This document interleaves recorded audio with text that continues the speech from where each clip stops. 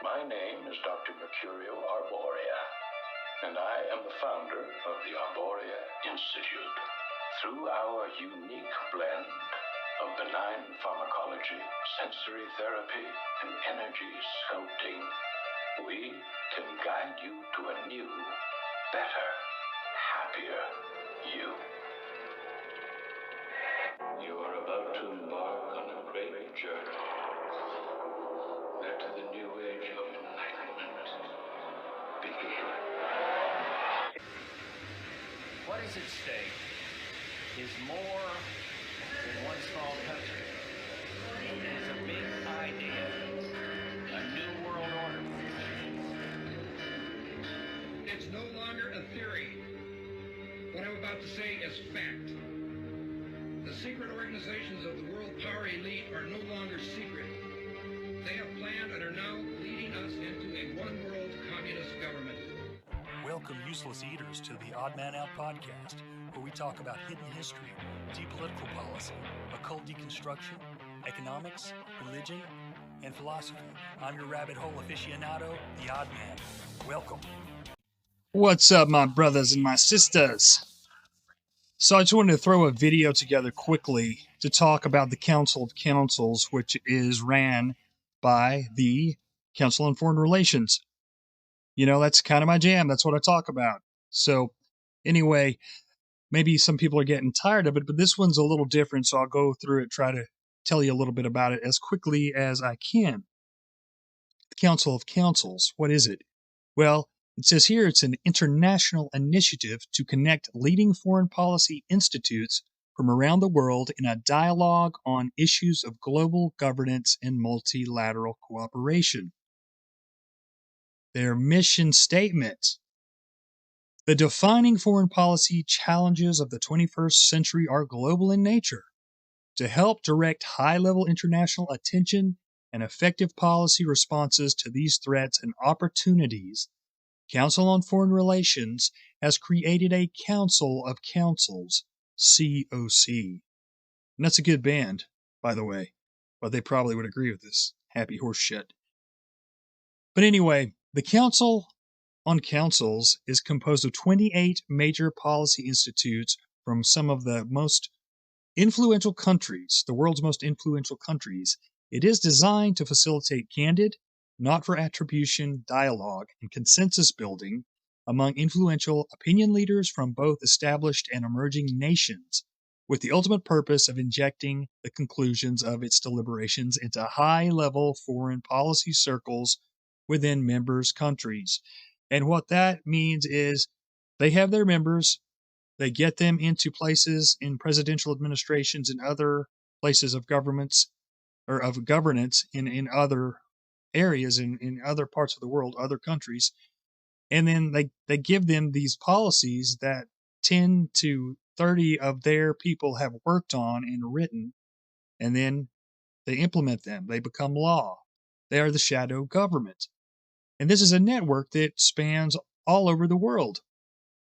As you're about to see, this is not just the Council on Foreign Relations here, and it's not just in England at the Royal Institute of International Affairs, Chatham House. It's not just the Brookings Institute. You go down here, it's a council about the Council of Councils. The membership of the Council of Councils includes leading institutions from 24 countries, roughly tracking the composition of the group of 20, G20.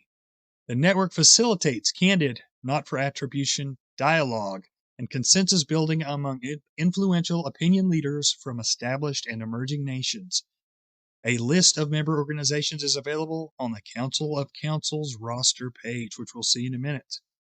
In addition to the annual conference, the Council on Councils provides an ongoing exchange for research and policy collaboration among its members, including during regional conferences hosted by members. The group also considers long-term structural reforms that would enhance the global governance capacity of leading international institutions. The Council of Councils initiative is funded by a generous endowment created by the Renee Kern Family Foundation and the Rabina Foundation as part of the CFR's International Institutions and Global Governance Program. All right. I think we're going to have to look into the Kern Family Foundation and the Rabina Foundation. But here, this is what I'm talking about. Let's get to the meat of this. The membership roster of the Council of Councils. Well, you have Argentina, you have Australia, Belgium, Brazil, Canada, China, France, Germany, India, Indonesia, Israel. And of course, Israel does have a separate institution called the Israel Council on Foreign Relations. So that makes 2 for Israel. Italy, Japan, Mexico, Nigeria, Poland, Russia. Now, Russia, these 2 really surprised me. Russia has a Council on Foreign Relations, or a Council on Foreign and Defense Policy, which is a sister organization, and they also have Institute of Contemporary Development, INSOR. Of course, Saudi Arabia, that's no big, surprise there. Singapore, South Africa, South Korea, Turkey, and of course, the first one, Chatham House, or the Royal Institute of International Affairs. And then you have the other one in the UK, the International Institute for Strategic Studies. Of course, the mothership, as Hillary called it right here, the Council on Foreign Relations. Isn't that funny? So anyway, what this allows, there's lots of institutions. There is, I mentioned a couple, the Brookings Institute. There's, so many different ones. Of course, Trilateral Commission and Bilderberg are the other 2 most popular ones, besides the Council of Foreign Relations, the Atlantic Council, the Aspen Institute, the one that John Brisson brought to attention, the Council for National Policy. But see here, the Council on Foreign Relations has been around for 100 years. They celebrate 100 years. They were formed in 1921 from the wills of the diamond mogul Cecil Rhodes. He wanted to take over the world, and he left his wills and all of his money to do just that. So you have the Council on Foreign Relations, and you have all these different organizations that have come out of just that. So it's pretty amazing. So I just wanted to make this quick video and just kind of show you guys. And if you want to check it out, just look up the Council of Councils. And with that, short and sweet, I just wanted to throw this out there. Thank you guys. Talk to you later. Remember, their order is not our order. See ya. All right, I'm going to dive a little bit further into this video. This is kind of 2 videos I put together, but it's all about the same thing. And so we're going to look at the Swiss Policy Research Institute, and they did some good stuff a few years ago on all the media figures and media organizations that are in the Council on Foreign Relations and how they control the thoughts of the people. So they're not without their biases. They're heavily pro-Trump, and they seem to ignore the fact that he also appointed quite a few Council on Foreign Relations members. Of course, nothing like the Joe Mala presidency so far. Already 20-plus members, and he's just started. But we'll look into this. Here is Joe with Richard Haass here, the director of the Council on Foreign Relations, who can be seen on Real Time with Bill Maher quite a few times. And Maher even jokes around about them being the institute that controls the world. And of course, Haass kind of uncomfortably laughs when Maher says that, but it's kind of funny. So we'll look here into the text of the article. It was originally published in November 2020, but they updated it last month, January 2021, to kind of like look at the fact that Joe is indeed appointing Council on Foreign Relations members. So it says here, a Joe Biden presidency means a return to normality, simply because it means a return of the U.S. Council on Foreign Relations. In 2008, Barack Obama received the names of his entire future cabinet already 1 month prior to his election by CFR senior fellow and Citigroup banker Michael Froman, as a WikiLeaks email later revealed. Consequently, the key posts in Obama's cabinet were filled almost exclusively by CFR members, as was the case in most cabinets since World War II. To be sure, Obama's 2008 Republican opponent, the late John McCain, was a CFR member too.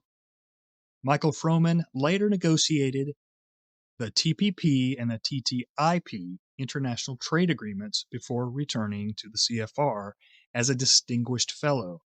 I'll also point out the fact that John McCain and the John McCain Institute, I believe it's called, he has as a backer on the board George Soros, the House of Saud, and one of the Rothschilds. I forget her name right now. But yeah, John McCain was a longtime CFR member. Yeah, both sides, friends, both sides. It's no conspiracy. It's out in the open if people just had the mind to look into things a little bit deeper. So in 2017, CFR nightmare president Donald Trump, and this is where it gets really biased, but that's okay. In 2017, CFR nightmare president, and that's true, Donald Trump immediately canceled these trade agreements because he viewed them as detrimental to U.S. domestic industry, which allowed China to conclude its own recently announced RCEP free trade area, encompassing 14 countries and a third of global trade. Trump also canceled other CFR achievements like the multinational Iran nuclear deal and the UN climate and migration agreements, and he tried but largely failed to withdraw U.S. troops from East Asia, Central Asia, Middle East, Europe, and Africa, thus seriously endangering the global U.S. empire built over decades by the CFR and its 5,000 elite members. Well, most of that is true, but I'll just say this.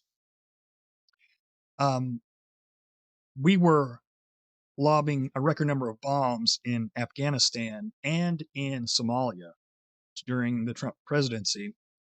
And also, we were droning at a record rate, drone killing people. And I'll mention one more time, and if you guys listen to the show, you've heard me say this, but right when President Trump was elected, the military changed its policies on how it reports civilian casualties. So it basically doesn't even have to report them anymore to the American people. I'm moving more and more towards the president just being a figurehead. I really am. You see that Michael Froman, sent Barack Obama an email of the people he was supposed to pick for his cabinet. Now, if that's not a shadow government, what is? But sure, these silly liberals, these they're all high-minded and everything. They like to make jokes about anything that seems the least bit conspiratorial. And I don't know if it's the fact that they're so shallow they don't know this information that is easily available, or they're just covering it up because they're every bit they're every bit corporatists, just like the right wing. But anyway, I try to put both sides out there because I'm tired of being lied to, and I'm just not having it. Unsurprisingly, most of the U.S. media, whose owners and editors are themselves members of the CFR, didn't like President Trump. This was also true for most of the European media, whose owners and editors are members of the international CFR affiliates like the Bilderberg Group and the Trilateral Commission, founded by CFR directors after the conquest of Europe during World War II. Moreover, it was none other than the CFR in 1996 recommended a closer cooperation between the CIA and the media, i.e., a restart of the famous CIA Operation Mockingbird. Historically, OSS and CIA directors since William Donovan and Allen Dulles have always been CFR members. You guys know I can't read worth a crap. Joe Biden promised that he would form the most diverse cabinet in U.S. history. This may be true in terms of skin color and gender, but almost all of his key future cabinet members have one thing in common. They are indeed members of the U.S. Council on Foreign Relations. Yeah, big surprise there, right? This is the case for Anthony Blinken, State, Lloyd Austin, Defense, Alejandro Mayorkas, Homeland Security, William J. Burns, CIA Director, Janet Yellen, Treasury, Linda Thomas Greenfield, Ambassador to the UN, Gina Raimondo, Commerce, Cecilia Rouse, Chairman of the Council of Economic Advisors, John Kerry, Special Envoy for Climate, and even Tom Vilsack, Agriculture.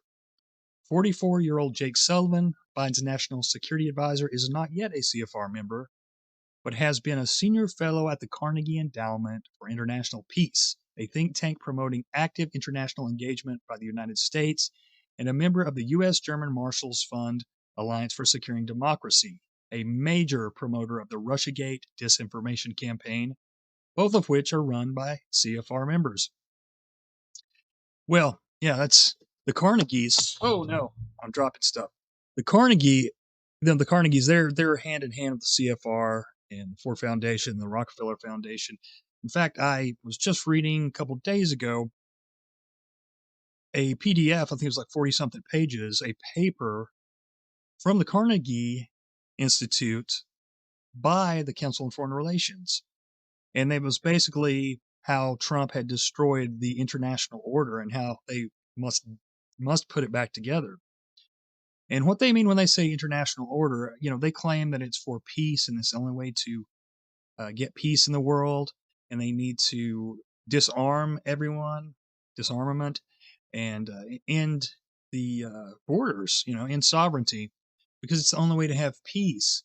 But what they don't tell you is they have all their multinational corporations and investment bankers, central bankers in the CFR who want to create this global governance so they can concentrate their powers. And that's what's happening under the Great Reset that's happening right now more than ever. So they're really going for it. They've been planning this thing for over 100 years. And I'll just remind people that the Council on Foreign Relations is 100 years old, started in 1921. So we'll continue this here. Update. Additional CFR members in Joe Biden's incoming administration include Susan Rice, White House Domestic Policy Council Director, Jeffrey Zients, Coronavirus Coordinator, Wendy Sherman, Deputy Secretary of State, John Feiner, Deputy National Security Advisor, and Eric Lerner, Office of Science and Technology Policy. Victoria Nuland, of course, the war whore herself. Victoria Nuland, Under Secretary of State for Political Affairs, is the wife of former CFR member and Project for a New American Century co-founder Robert Kagan. Project for a New American Century, I couldn't remember what they stood for earlier, but of course, they were behind, I believe, 9/11 because they had, they were this elite group of CFR members for the most part. I believe that you had Condoleezza Rice, Dick Cheney, Donald Rumsfeld, I believe. Who else? I know I'm leaving out some people. I believe Colin Powell as well. There are a bunch of them. And they had this paper written up before 9/11, as I said in the first part, that was basically saying what the military and the security state needed was a new Pearl Harbor so they could have the excuse to spend all this money to upgrade everything they needed to upgrade. So the national security state was alive and well. And I'll remind people that they already had started planning the Department of Homeland Security under another name under President Clinton. Okay, most of Biden's CFR vetted nominees supported recent U.S. wars against Afghanistan, Iraq, Libya, Syria, and Yemen, as well as the 2014 regime change in Ukraine. Unsurprisingly, neoconservative Max Boot, the CFR Senior Fellow in National Security Studies and one of the most vocal opponents of the Trump administration, has called Biden's future cabinet America's A-team, right? Excuse me there. Yeah, so that's the way these guys do. They claim they want peace, but what they really want is them in control of foreign policy, and they will continue to push destabilization campaigns to further drive chaos into the world as a way of getting closer to their new world order, world government. I talk about this all the time. It says here, update, Israeli media note that the fact that, contrary to Biden's claims of diversity, many of Biden's cabinet appointees are Jewish, and all of his 3 children are married to Jewish families, or into Jewish families. That's funny because, Biden's supposed to be this Catholic, but then I'm reading articles about him and his rabbi and I'm wondering if there's any relation to Chabad and Kabbalah and any of that stuff, like we pointed out in the last episode of the Oddcast with Jared Kushner and Ivanka. And also, if you look in the show notes of the last Oddcast, you'll see that Trump's ex-wife, well, I guess it was Marla Maples, has been practicing Kabbalah for 20 plus years. Thus, after 4 years of populism and isolationism, a Biden presidency will mean the return of the Council on Foreign Relations and the continuation of a tradition of more than 70 years. Indeed, the CFR was founded in 1921 in response to the trauma of 1920, when U.S. President Warren Harding and the U.S. Senate turned isolationist and renounced U.S. global leadership after World War I. In 2016, Donald Trump's America First campaign reactivated this 100-year-old foreign policy trauma. But when they say isolationist, what they're actually saying is non-interventionist. And that's the way this country was in the beginning. And the people were non-interventionist. And the founders, many of them are non-interventionists. And you can go back and look at their quotes. But after several hundred years of propaganda being put upon the people constantly, they've been brainwashed to think, and especially in the conservative circles, that war is patriotic. But we lose our freedoms when they pick these wars that have nothing to do with our Constitution and our borders. We're the ones that end up having to give up our rights. So it's a way to usurp debt, to get funding for all their different large organizations. It's corporate welfare, and it's a way to get people to give up their rights and control people. And it's the single biggest thing. Come up with a boogeyman. And it's not to say there's not real enemies out there, but they're always looking for more. And you know me, I'm halfway convinced that a lot of these leaders and leadership in these countries are actually friendly, and they use each other's countries as a threat to scare the hell out of their people and make the excuse to launder money for their military-industrial complexes.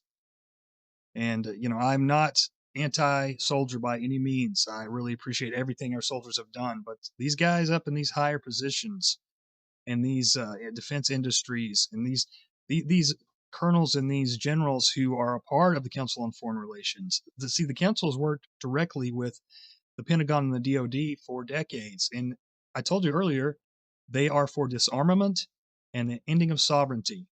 Now, why would our top military departments and officials work with an institution like that whose goals were against our Constitution and against what Americans used to want? Let's see. It says here, update in November 2020, Donald Trump fired almost all of the high-level Pentagon Defense Policy Board, including former CFR directors Henry Kissinger and Madeleine Albright. Well, that was... I mean, that's at the end of the damn administration, right? So this is where I'm going to tell you right now, if you're not familiar with this show, especially if you lean conservative, just have a little bit of patience with me and let me explain something to you. Trump, in his administration, he met with the director of the Council on Foreign Relations before he got elected. He met with Richard Haas. That's on record. Even InfoWars put an article out about that. Then he also met with Henry Kissinger, who is the premier poster boy for the Council on Foreign Relations, globalism, I believe the Aspen Institute, Trilateral Commission. He is the one who's been behind so many terrible globalist ideas and policies. Then he, of course, appointed John Bolton. I believe he actually appointed General H.R. McMaster first, who was a Council on Foreign Relations member. Then the horrible warmonger Bolton, who everybody said, don't do this, don't do this. Well, not everybody. The more libertarianish people said, don't do it. He's not to be trusted. He was also a member of that Project for a New American Century, who was behind, I think, maybe behind 9/11. Elliot Abrams, they appoint under Trump. Elliot Abrams, CFR member, was appointed to try and pull off the coup in Venezuela, which was none of our damn business. Who cares if they're communists? Of course, Judge Neil Gorsuch, Council on Foreign Relations member. K.T. McFarland, Council on Foreign Relations member. Mike Pompeo, is on the board of the Wichita Committee on Foreign Relations, which is a Council on Foreign Relations offshoot in Wichita. Anthony Scaramucci was also a Council on Foreign Relations member. I know there's several more, and there's a couple of Bilderberg members that he appointed. Also, I'll go ahead and point out one more time for the newbies who may watch this. Trump also appointed Wilbur Ross, longtime Rothschild's right-hand man. So, to pretend like he was super anti-globalist is really just being very disingenuous. But anyway, I'll finish this up. It says, was the 2020 presidential election stolen, as some allege? There are certainly indications of significant statistical anomalies in the key Democrat-run swing states.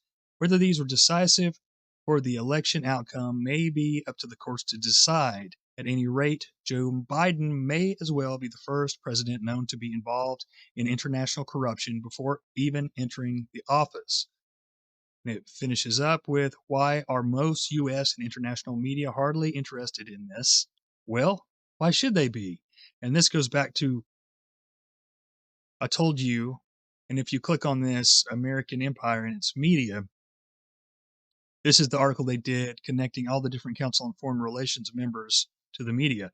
Tons of them are in the media, tons of them, top names. So you'll want to check this out. This is really, it'll definitely let you know and tell you who you cannot trust, absolutely not trust. And there's a lot of people on that pretend to be on your side that you can't trust either, but it's just the way it is. I mean, you have to be willing to go there and look into these things. But anyway, I wanted to put this out there. I know some of you are probably tired of hearing about the Council on Foreign Relations, but you got to remember, we've got a new president, or whatever he is, and 20 plus members of the council already, and it's just the middle of February, not even the middle of February. So you've got to understand that they are in charge. 100 years of the council, guys. 100 years of the council. Let's see here. Let me go over here and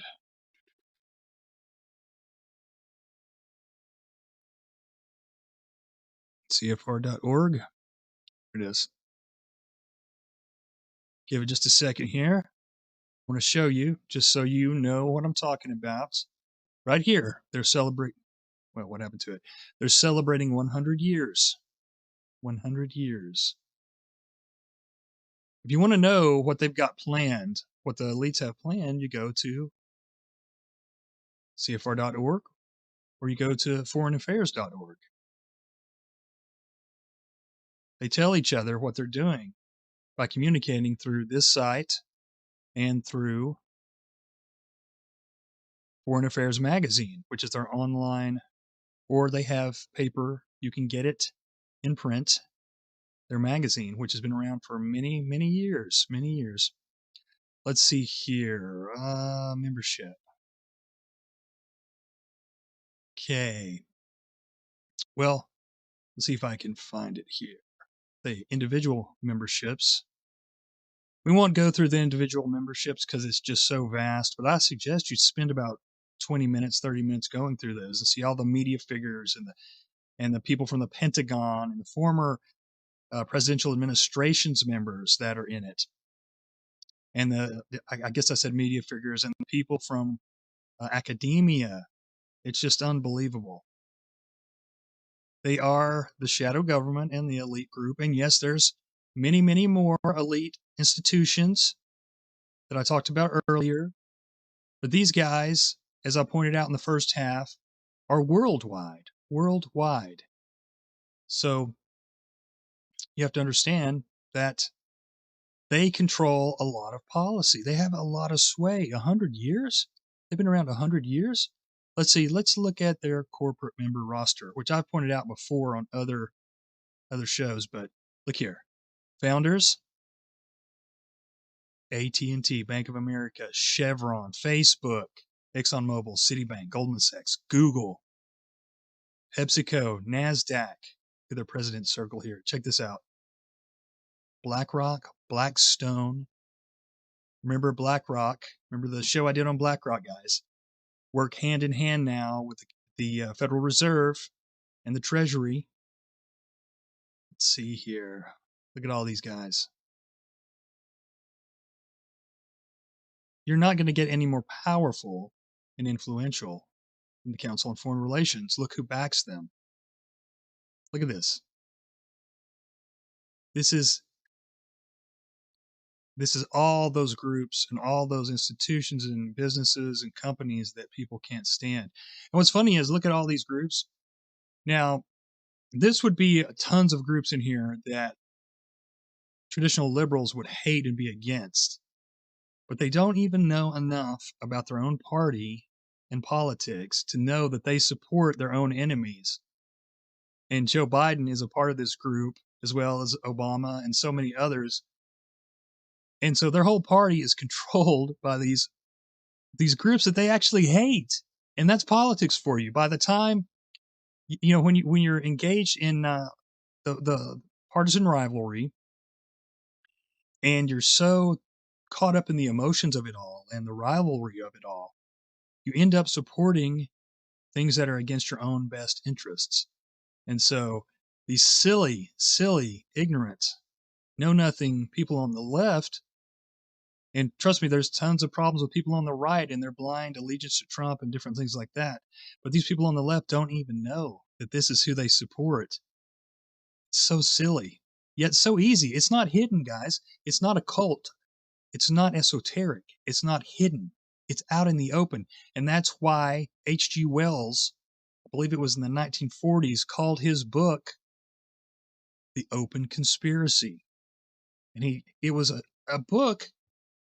He was a Fabian socialist, but I believe he was also a council member. He was very friendly with council members if he wasn't a council member. But anyway, he hung around in those circles. And the book was about how to create global governance, because they knew best. The academics and these progressive elites knew best. And so he wrote that book. He also wrote a book called New World Order. He also wrote a book even before that called New Worlds for Old. And it was all planned years and years and years ago. So people can say that it's a conspiracy, but 100 years of the council, and even before that, they were around with the Rhodes Roundtable groups, the Pilgrim Society, the Society of Helpers. It's just unbelievable, guys. Unbelievable. So anyway, I appreciate so much you taking the time to watch this, and I thank you for your support. Check me out on _the Oddman Out on Twitter and Instagram, and also look me up on Patreon /the Oddman Out if you want to get extra stuff. Thank you so much. Much love to you. Cheers and blessings, and remember, their order is not our order. Thank you.